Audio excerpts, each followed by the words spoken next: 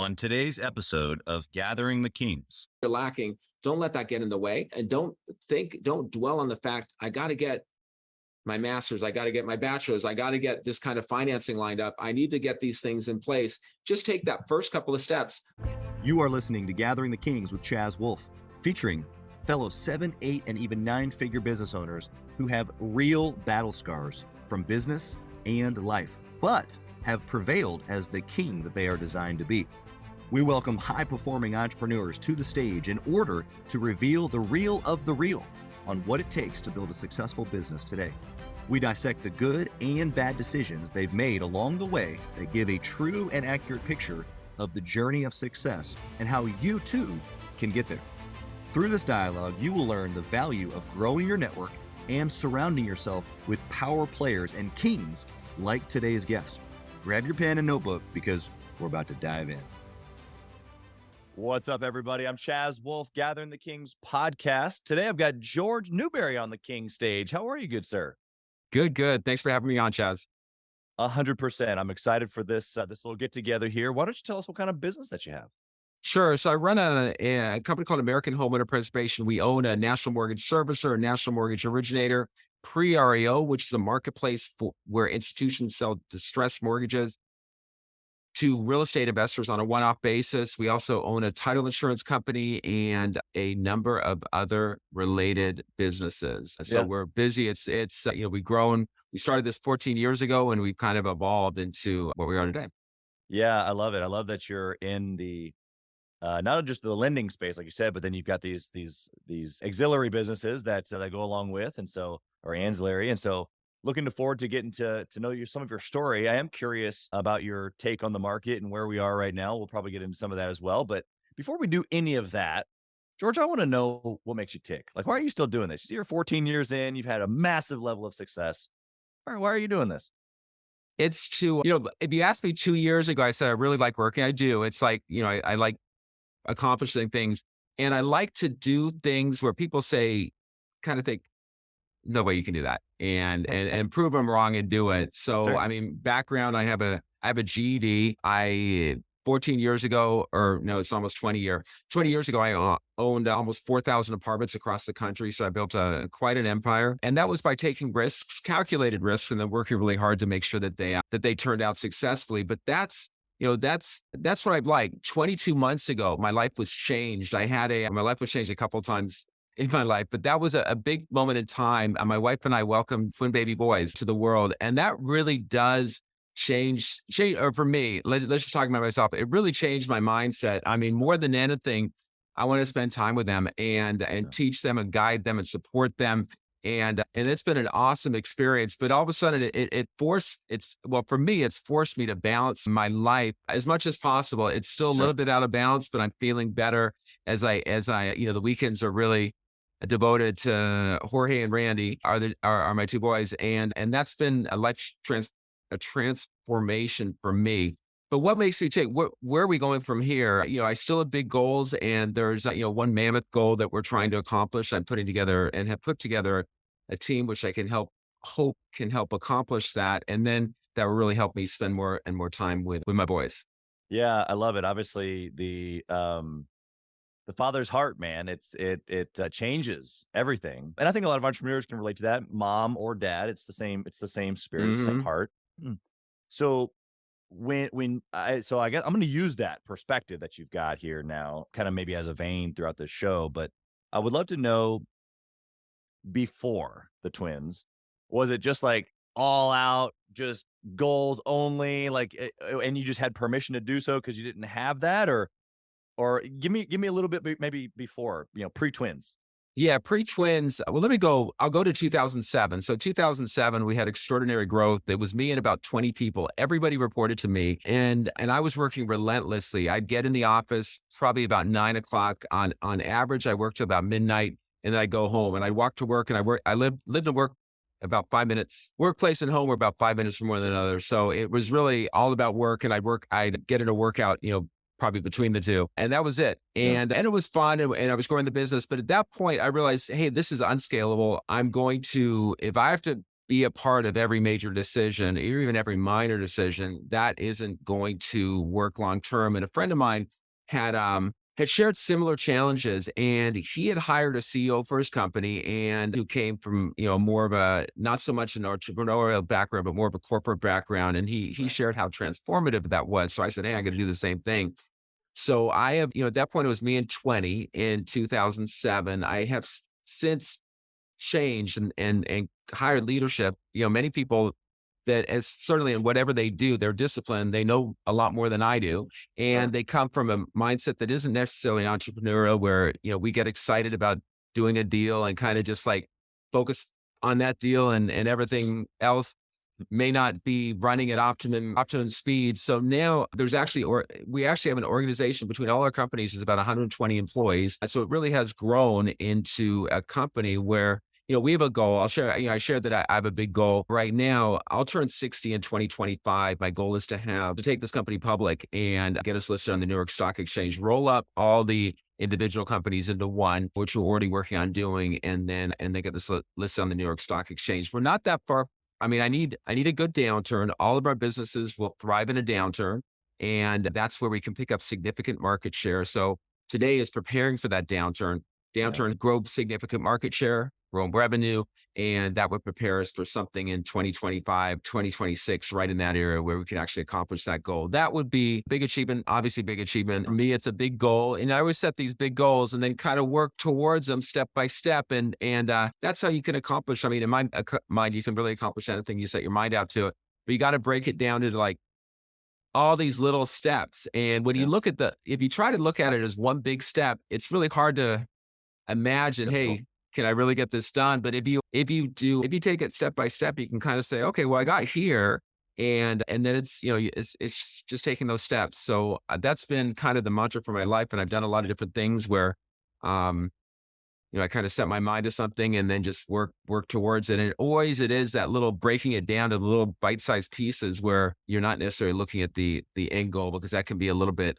daunting is the right word. Exactly. It's like, oh my God, can I really ever get there? And certainly, this is the goal now, and everyone who comes on the team knows the goal, and we're a long way from it. We don't nowhere near the revenue that would justify that, but we think we can get there. Yeah. I love the big goal, the mammoth goal, as you say. And then obviously just the realization of the little steps. Thank you for the reminder, because I think we all know that. We've all heard it. We've all read it in a book. We've listened to it in an audio, or they've listened to it for the first time now, you saying it, but it's so simple. Like, of course, break it down, take it step by step. But it doesn't always work like that, because our brains just want to like skip over a bunch of stuff and get to the end result. I'd love to hear your thoughts maybe on that just before we transition away from the subject. Anything there that you want to give as far as our natural tendency to want to skip things?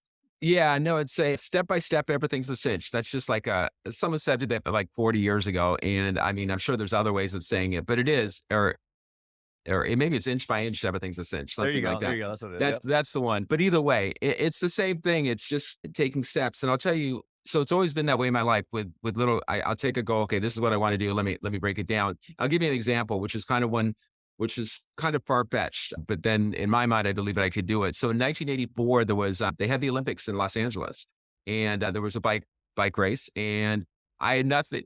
I delivered papers on my bike, but I never really rode a bike seriously. But I said, hey, I'm going to become a bike racer. And a couple of years later, so I started, I bought a better bike than I had. I started riding, and somewhere I read, okay, professional bike racers ride 500 miles a week. So I started riding 500 miles a week, which is just like a huge amount of mileage. Yeah. But I said, well, that's what you got to do. And I was probably riding, I know I was riding a lot slower than any of the pros, but either way, I was putting in the work, and that was really key. And then I started riding with groups and started riding on kind of like these training rides with increasingly better riders. And then I started racing, and by 1988, I was in the Olympic trials in Spokane, Washington, and I was 42nd. They take the top 5. So I didn't get on the team, but it was, it is something where I was then on a trade team. I was riding, I raced as my livelihood.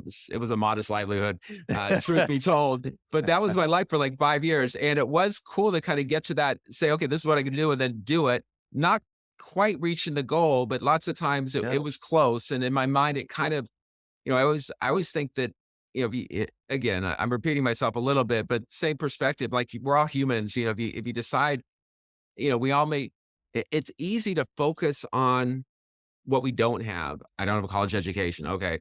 I don't think I could do this, or as a result, or I don't know, I didn't start bike racing when I was, 10. I started when I was 18. And so you could look at these things, well, okay, that's why it's not going to work out. But look at what you do have. If you have the willingness is by far and away what will prevail over education, over money, over skills, training. I mean, there's that will I mean, you see it in sports. Sports is like the obvious one. And bike racing was great because either you were putting the work in or you weren't. And if you weren't, Yeah. it was evident like, okay, this guy's out the back and he's done. So if you put in the work, it showed. And same as in business, anything, ballet, whatever the pursuit is, piano, if you put in the work, it shows and you win the race. And a lot of my life actually goes back to bike racing. But if you win the race, it wasn't because what you did that day. It's because what you did in the months and even years prior to that day. And it's the same in business. Taking company public, that isn't going to be something that's going to happen like, oh, it happened. Like there's this company all of a sudden went public. It's months and years of preparation and building and building. And the reality is, or my experience for sure, and I think it is for most people, it's not like a steady growth. It's usually like a growth, and then a few steps back, and then you go again, and eventually you make enough progress so you hit the goal. But there's a lot of steps back. But bike racing was again a really good example, a really good lesson in that you learn more from your success than from your failures than your success. So every time I lost a race, every time it didn't work out, I examine and say, what could I have done better? What did the winner do that I didn't do? And how can I do that? And the same thing, what are some of the business leaders in this world doing that we can all learn from? And they all put out books. They all do talks on YouTube. The information's out there. When I was a bike racer, I was reading books like over and over to try and figure out how to do stuff. And that information's out there. It's just a matter of following it and following that guidance and taking what's helpful and figuring out what isn't. Yeah, I would even turn what you're talking about as far as studying and preparing and all of the things that still fits into the will, right? Like if you will it, if you're willing it, then that's a great place to start. If you don't will it to happen, you're not going to spend the time searching the video or searching the book or whatever. And watching that video like 8 times to kind of like to digest it all. Because lots of times you don't, as even books, you read them once, that's helpful, but you every time you read it or go back to certain sections, like, okay, how did this really work out? Right. And so that's my experience. Exactly. I love it. Okay, so let's use your little platform that you've created here for us of learning from our failures and making them successes. I actually want to know of a bad decision that you made in business that we can learn from, that you learned from. Catastrophic, colossal failure so I actually wrote a book about it. So I had a massive run of success, and it was all to do with hard work from probably my mid 20s through probably, so 1990 for the next 13 years, I had a massive run of success. So I turned 25 in 1990, got my first real job I was a bike racer still, but it wasn't making any money. I was still living in my parents' house. I was working at a bike shop. I said, okay, I got to do something different here.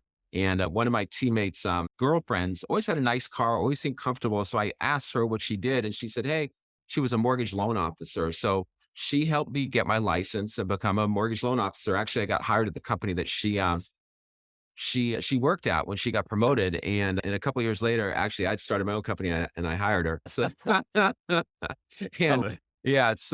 but she was really helpful. But that was the catalyst. I needed somebody to kind of show me and guide me and be there when I had questions. And once I started working, I went into the phone room. Literally, I was in a contact center, and it was just me and a handful of other people, and we were all kind of clustered together. And one thing notable back then, this is 1990, they still allowed smoking in the office. So I remember one of the guys chain smoked next to me, and it was like, I go into this thing, this bike race, and have me smelling smoke all day. It was terrible, but that's what it was. But I could hear, I was close enough to everybody that I could inhale their secondhand smoke, but also overhear all their conversations. So I just kind of I was a sponge for all this info. And, I was excited because when I first started the job, they said, okay, for the next 2 months, you get a $2,000 drop. After that, it's commission only. And it's $150 for every appointment that you set that eventually turns into a closed loan.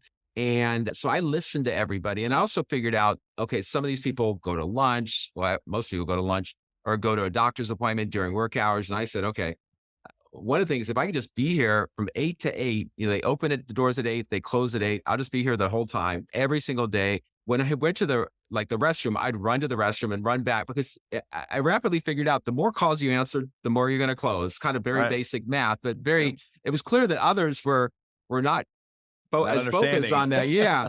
So basically I took all my bike racing focus, determination, and strategy and applied it to working at a contact center. So within 6 months, I was top performer. Believe me, when I started this job, I knew nothing about mortgages. I mean, I basically knew what a mortgage was, but that was it. The callers knew more than me. But every time somebody asked me a question, if I didn't know, I just say, hold on, good question. Let me ask my supervisor that, ask him.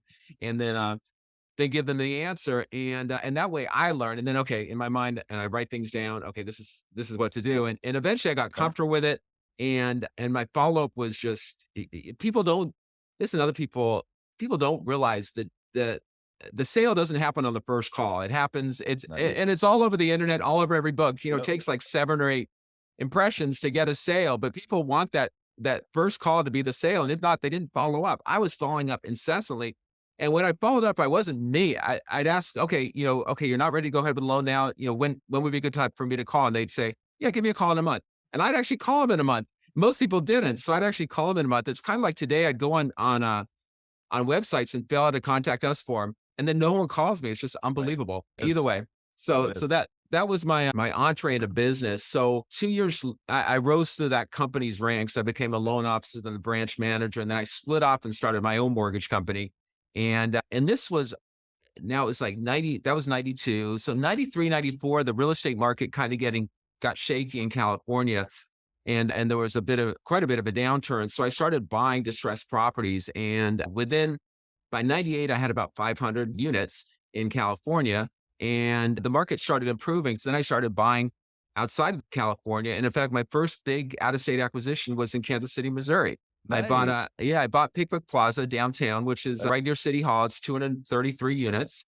And then I went and I kept buying bigger. And what I would do is I'd buy the most challenging properties I could find, because they were always at a big discount. And then I would work really hard and transform them and then sell them. And I'll step back in LA, my last major acquisition, I bought 298 units in downtown Los Angeles for $850,000, which just seems, okay, that seems preposterous. That's right. Wow. And it was, but it wasn't because of my massive deal making or any secret deal. I'll tell you the story. So that was 98 when I bought it for $850,000. Go back about 5 years, and that same property had sold for $4 million. But the property was in such bad shape that the owner went to jail over they have a slum housing task force in LA. And the property, they gave him some orders to do some work. He wasn't able to finish it, and he got put in jail. So he sold it for $2.5 million, and that buyer went to jail. So that guy sold it for $2 million, and that buyer went to jail. So now no one wanted to buy it, because it's like, okay, buy the property equals you're buying going to jail. To prison, yeah. Yeah. So that is not a good. And worst of all, the guy that I bought it from, not only put him in jail for a year, as soon as he got released, they deported him, because he came to America with $2 million, bought this property, and then now he went back penniless and with a criminal record. So when I bought it, before I bought it, the inspectors, because I knew him from my projects, which were granted much smaller, and they said, but I bought stuff that was had code enforcement and different issues. And they said, don't buy it. We're going to end up at it for sale. Don't do it.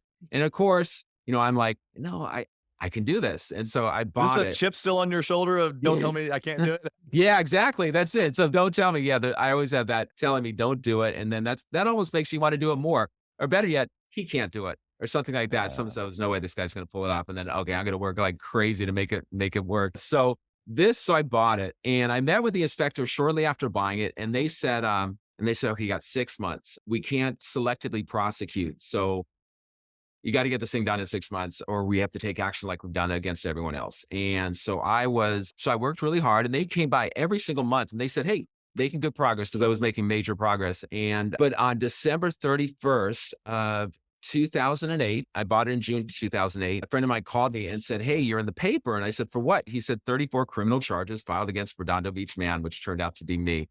And I was, your heart sinks and everything. Oh, what did I get myself into? But I had made good progress. I knew they knew that. So I was granted very scared first and last, luckily criminal brush, but I couldn't reach my attorney, which was the scariest thing. So I went the whole weekend. It was a Friday. So I went the whole weekend Oh, not goodness. knowing. And, but the first thing that crossed my mind when my friend called is I lived about 10 minutes from my parents. And I thought, oh my goodness, my parents are going to read this in the paper about their son.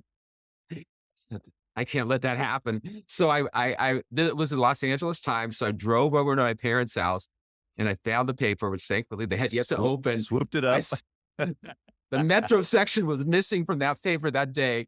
And I walked out the door and said bye. And I didn't tell them until after this was all done, which took a little while. But the Monday, I got a hold of my attorney. He called the city attorney. The city attorney said, hey, we know he's making good progress, but we can't selectively prosecute.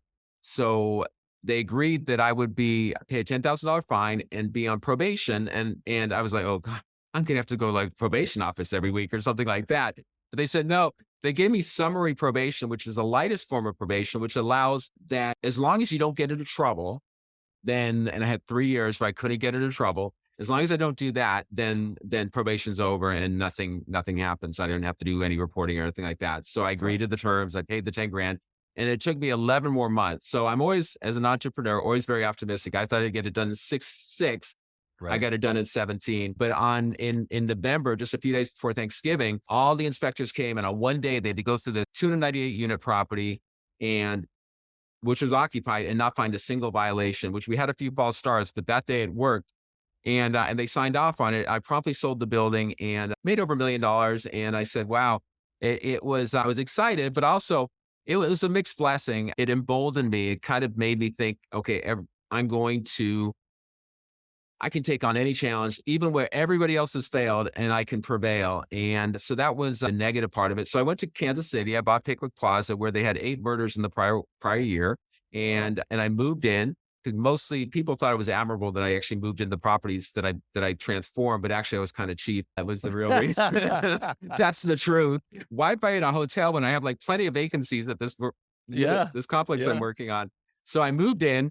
And, but we charted it around and it was a big success. So then I kept buying and in 2000 and shortly thereafter, I think it was 2001, I purchased one of the biggest complexes in the entire country called Woodland Meadows Apartments. It's 1,100 units in Columbus, Ohio. Wow. And it was nicknamed Uzi Alley because it had been just infested with drugs, gangs, prostitutes, completely out of control.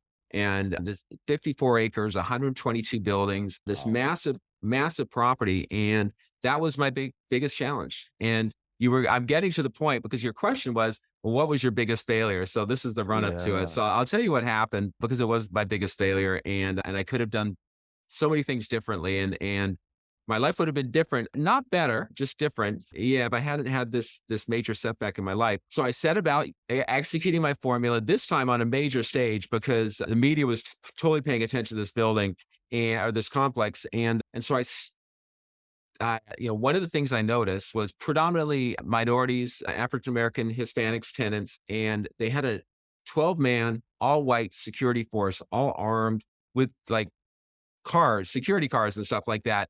And this was causing a huge amount of friction on the property. And it was mostly their behavior. And even worse, I mean, I've never seen a property since or before or since with this one, I won't call it an amenity, but one piece, they actually had a jail on the property, a jail cell on the property. So the security would do citizens arrests and then take them to the security office and put them behind bars in this jail, just extraordinary.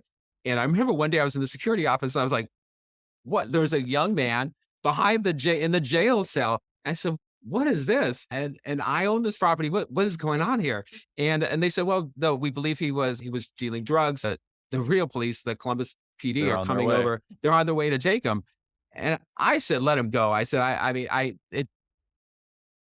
it didn't make sense. I didn't want to be part of it. We promptly dismantled the jail. That was the end of that. But just unbelievable that was there. And that it was just like this kind of factory. Well, that's not but it was, the lack of opportunity and the massively high unemployment rate on this property was contributing. And then the aggressive policing was contributing to these elements, to this dynamic.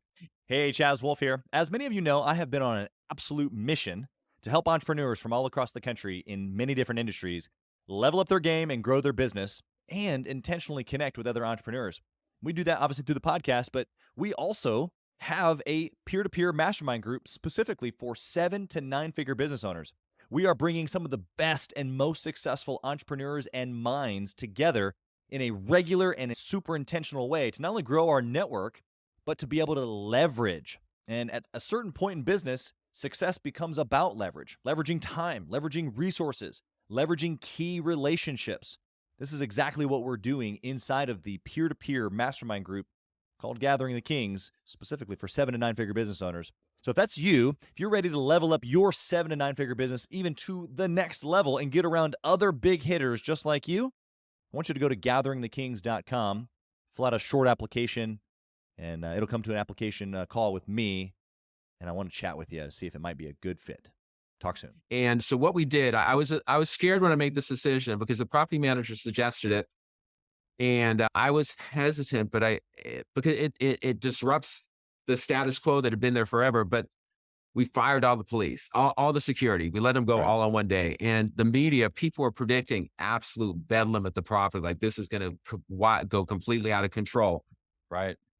But we replaced them with a community patrol, which was made up of the tenants who wanted to make their property better. And no one was armed. And it worked. It was myself, the property manager. And first it was like 2 or 3 tenants, but soon enough, people saw, hey, they're really trying to make a change here.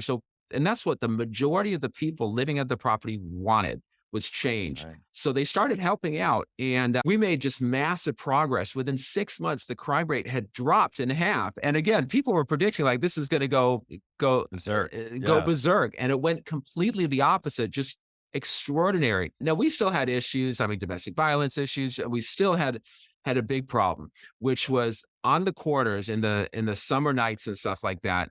Anytime it was warm, there'd be 20, 30 young men, predominantly African-American. We go up and they just be hanging out there, and they weren't necessarily doing anything wrong, but the fact they were there, tenants would complain. They say, hey, I'm friends coming to visit. There's all these kids hanging out front.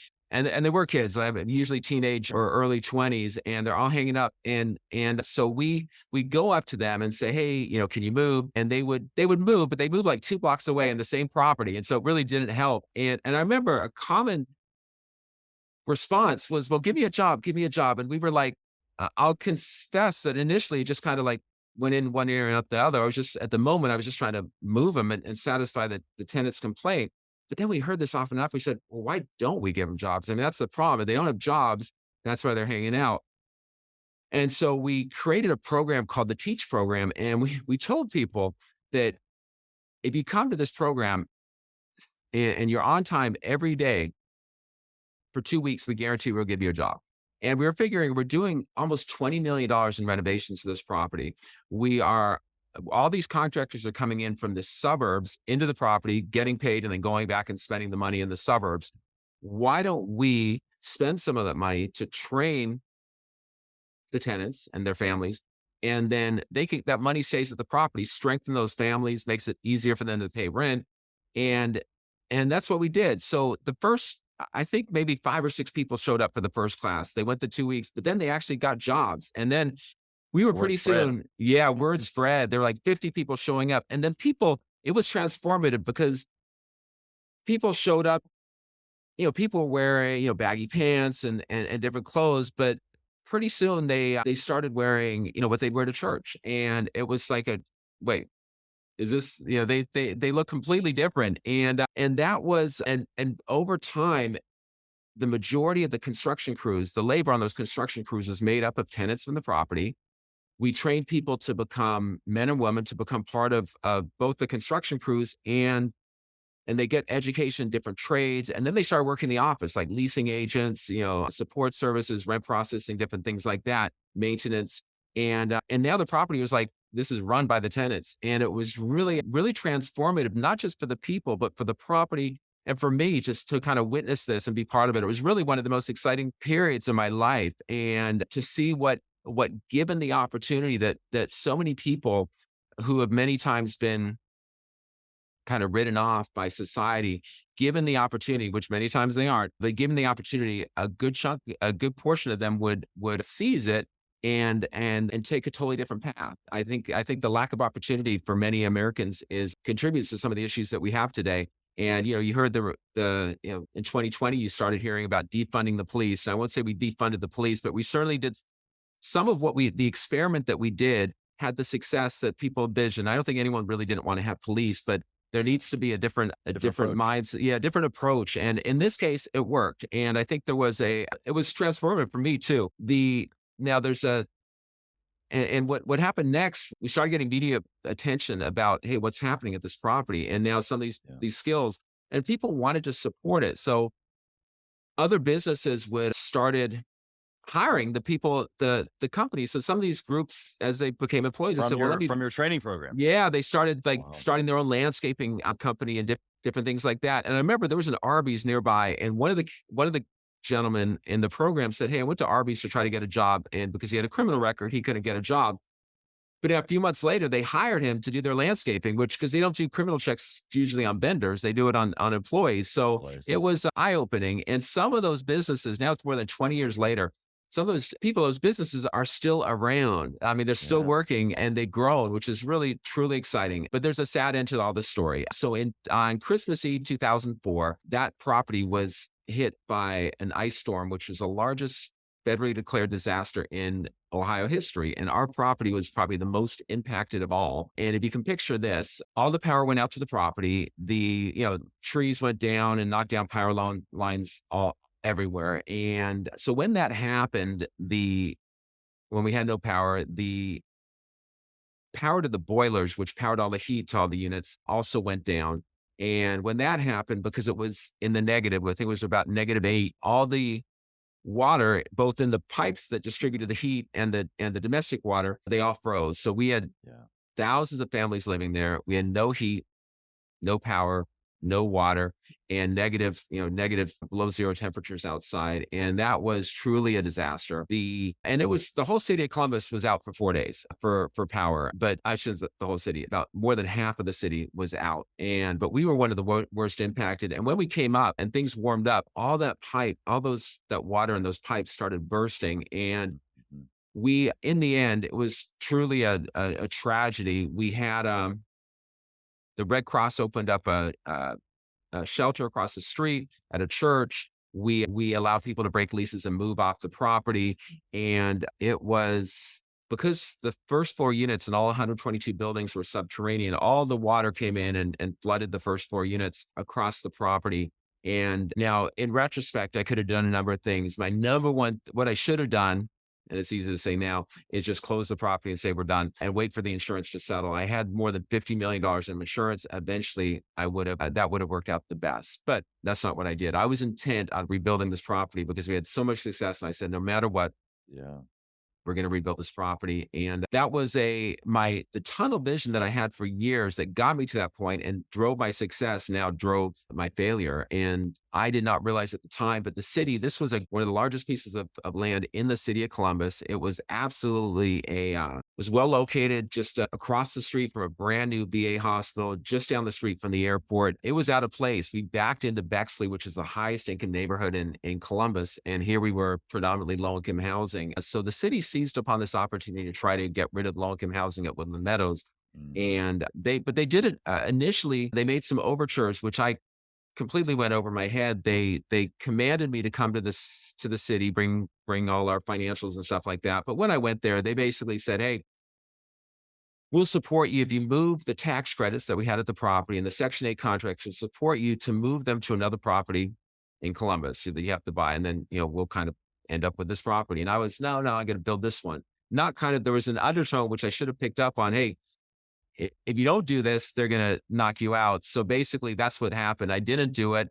And the city found ways to basically Undercut your efforts, really. undercut my efforts till they got the property, which in the end is what they did. They now own the property. I'll give you the highlights of this, or the lowlights really of this of this dismantling. So the first thing is the insurance company denied the claim, which is extraordinary. Now I learned that that's very common if you have a massive claim, which this was absolutely massive, that they would deny it and force you to sue. And they denied it, saying, well, the reason this went down was because of the boilers, and you don't have boiler endorsements on your insurance. So as a result, you're not covered. And I was saying, there's no way. The reason the boilers didn't work is because the power went out because of this natural disaster. So my attorney said, hey, you're going to get the money. We're going to sue. Yeah, it's going to take a little while. So I made a series of mistakes. This is probably one of the biggest ones. I said, okay, well, I have all these other successful properties around the country, including Pickwick and Kansas City. I'm going to borrow money on those and use it to help fund this rebuilding effort at Woodland Meadows. And so I did just that. And at first, I thought it would be a few $1,000,000, but we spent about 5, and that didn't work. I mean, we were nowhere near done. And then we got to, because every time we dug, stripped out drywall, there was like more issues. And by the summer, I was into it close to $20 million in the rehab, and completely out of money and on fumes, and litigation, nowhere near at the end. And so the city pounced. What they did is they came out and they said that because we had removed all the drywall from the first floor units, which were flooded, it exposed a construction defect by a prior owner that has rendered all these buildings, all 142 buildings, subject to imminent collapse. And as a result, they issued 3-day evacuation notices in order to evacuate the property. And so I called my attorney, and we came up with a plan. So we hired an engineer, and the engineer came out and did their study, and we went to court. And in court, the engineer I hired presented their findings that all the buildings are stable and not subject to imminent collapse. And so the judge looked at the city. Okay, what do you have? And they didn't have anything. They had no engineer, nothing. They just said, well, visually, it looks like they're subject to imminent collapse. And so we ended up getting a temporary restraining order against the city to stop their evacuation of the property. And I mean, hindsight is kind of funny, but all the media was there, and it's a big deal. Yeah, it was. And so the court said, okay, here's what we're going to do. We're going to appoint a monitor. He's going to be at the construction meetings every week and report back to us as to progress. And as long as you get this thing done in 6 months, you're fine. And so I said, okay, great. I told my attorney, call the insurance company and settle for whatever you can get, and let's get this thing done. And they settled. And this will speak to the extent of the damages. They settled, and the discounted settlement that we got was $32 million. So just a massive amount of money. But the reality is the damages were close to $50 million total. So there was a shortfall. But I said, hey, take the 32. I'll deal with that later. And so we started spending money. We're back up to like 200 people a day working at the property. But what I hadn't realized that even though the city in court was saying, okay, yeah, we'll go along with this, they had a meeting with HUD a couple weeks later, and they met with HUD and told HUD to pull my contracts. And so HUD came out and said that they said there's damage. These properties, the units aren't up to par. And they said, yes, it's because of storm damage. You can see there's hundreds of people working here trying to repair that. And so they went back to the office and they sent me a letter saying you have 30 days to fix everything. And so I went back to court and went to the judge and said, hey, here we have this big elaborate order saying that we have 6 months to fix this. Here, HUD is saying we have 30 days. And so the judge summoned HUD to court. And HUD sent word back saying we're a federal agency. We're not subject to a municipal court. We're not showing up. And so I know. And the media was like all over this thing. So what happened next is on the 30th day after that letter, HUD came out and were there for about 5 minutes and said, you're not done. I said, no, I mean, I was pleasant, but I said, I told you I couldn't get it done, but you can see all these people working. So they canceled all of our contracts, which represented, hundreds of thousands of dollars in rents every month. And that was the end. I tried to hang on, but there was no way without this. Then the city moved in, started doing their evacuation, and I had lost. And what could I have done differently? been open to the city, to maybe a different plan, different one that I envisioned, but listen to somebody else and kind of read between the lines. I was very literal and still am a bit. Yeah. So they say this, I'm kind of taking that as Face value. at its face. Yeah. Not reading into, hey, if you don't do this, this is going to be a pretty rocky road for you. So I could have done that, would have made my life a lot easier. Borrowing money in the other properties, absolutely hugest mistake in business probably of my life. If I had just let this one live or die on its own, and then each of the others, leave them alone, that would have been, I could have walked away. Even if this one went bad, I could have walked away and I'd still have everything else intact. As it is, the whole, my mini empire completely collapsed over the next few years. And this is like when the market was still super strong. It was 2004 and 2005. Everyone else is doing great. And here I was financially collapsing. I ended up the Titanic went down. The Titanic went down. Ended up with $26 million in debt, mostly personal guarantees that I was unable to deliver on. And for mortgages, mostly that on properties that I lost. I lost a number of properties to foreclosure. Others I sold at kind of the kind of fire sale prices. And more than anything, I ended up with, it was humbling. It was, it's definitely a feeling of failure. And constantly at that point in time, where did I go wrong? You don't like to look back and see, you want to learn from the experience, but at that point it was raw. It was like, it was tough not to beat myself. It was tough. It was just tough. Let's just say that. And then I guess even more challenging is, I tried to hide it. It's not the right word, but I tried to limit my family's exposure to my challenges. But I remember one of my cousins read this article online and forwarded to my dad. And, it was a pretty rough article about me. And that was tough to, everyone seeing me as a success, now seeing me, I won't say a failure, but certainly I had failed, no question. Yeah. And it was so colossal and so public. It really was, took its toll. And that was tough.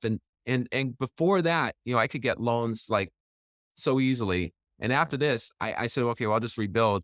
But no one wanted to make me a loan. No one would partner with me. It was it was truly a failure. So Wow. that was my long answer to your question of my biggest failure, but that was it.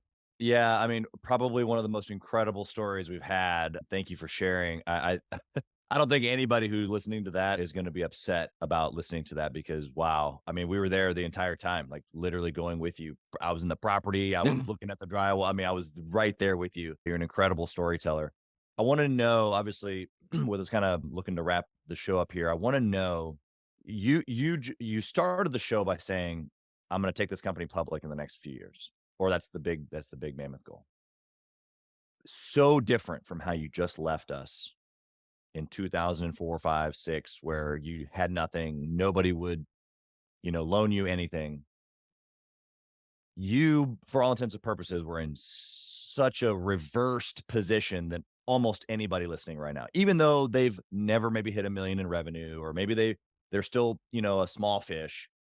You, at that moment that you just left us at, so far behind any of these guys listening.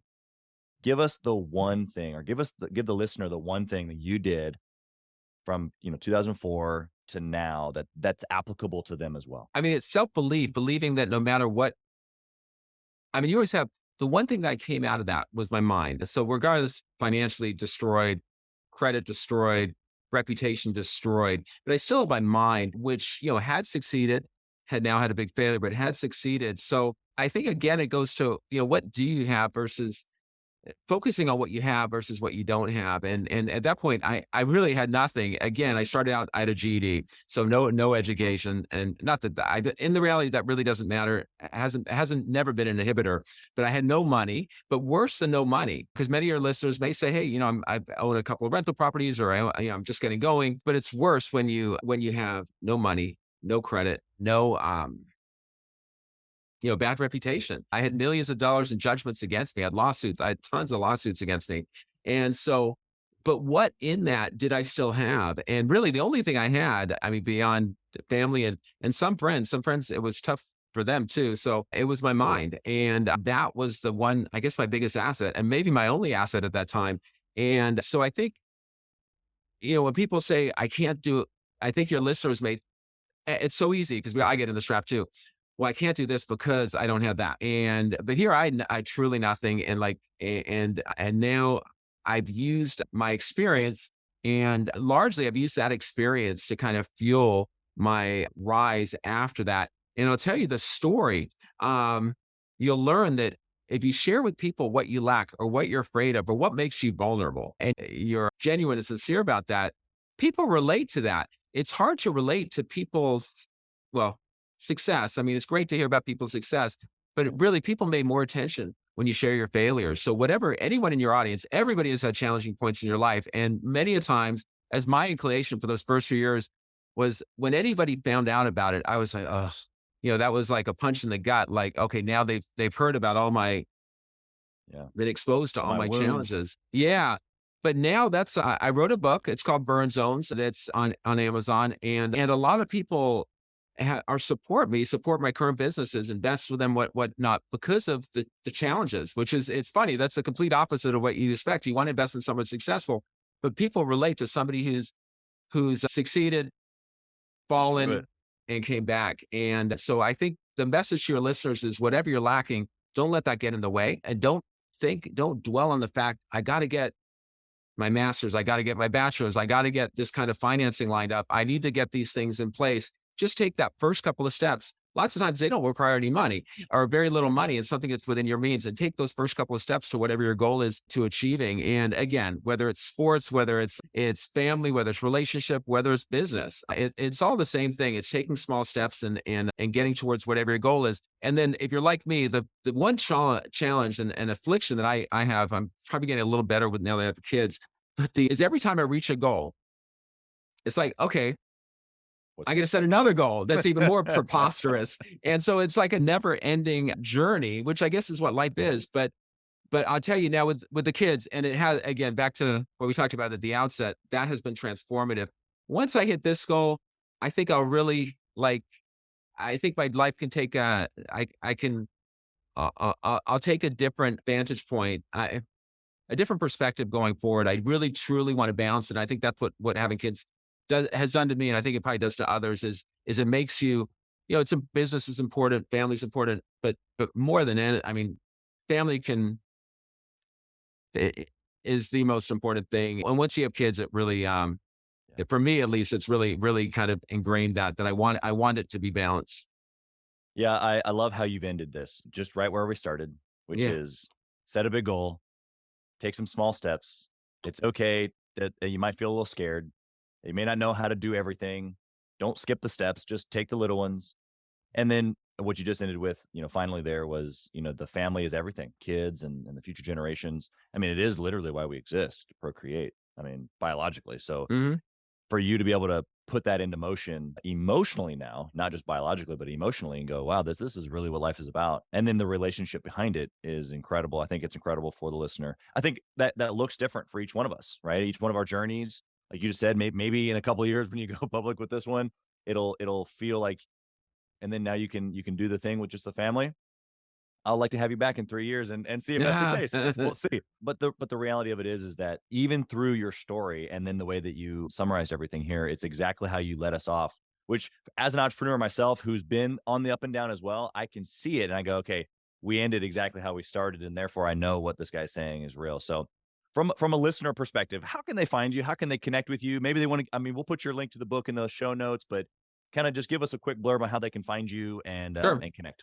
Sure. So for real estate investors, I think the most interesting company for you would be prereo.com, PREREO.com. And so you can contact me there. Also AHP Servicing. And those are the best. I'm on, the social media, all the major social media platforms as well. But kind of prereo.com, and that's where we probably do our most outreach to real estate investors. So take a look at what we're doing. Connect with me. I like to talk to people. I like to share my stories and help others. Whatever their goal is. I'm hopefully today's what we shared today will be helpful towards reaching whatever goals you have. Yeah, you've been absolutely incredible, George. I can't tell you how much I appreciate your time and the story. I've been blessed today listening. I've had the front row seat, so thank you for that.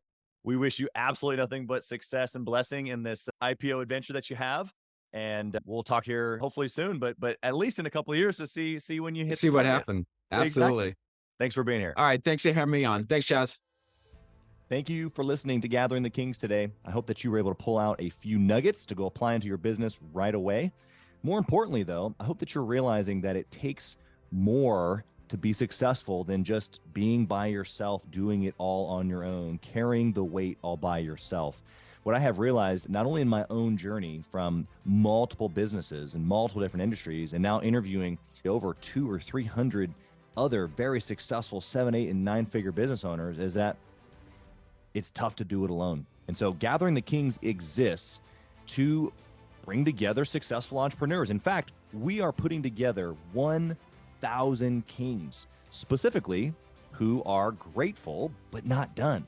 We're intentionally assembling kings who fight tooth and nail for their business, family, and communities. And here's what we believe, that in the pursuit of excellence in those areas, that it ignites within us the responsibility to govern power and forge a lasting legacy. So if that relates and resonates with you, and you know that you need people around you, sharp, qualified, other very successful business owners, I want you to go to gatheringthekings.com. I want you to take a look at what we're doing and see if it makes sense for you to be part of our pursuit to 1,000 kings. Talk soon.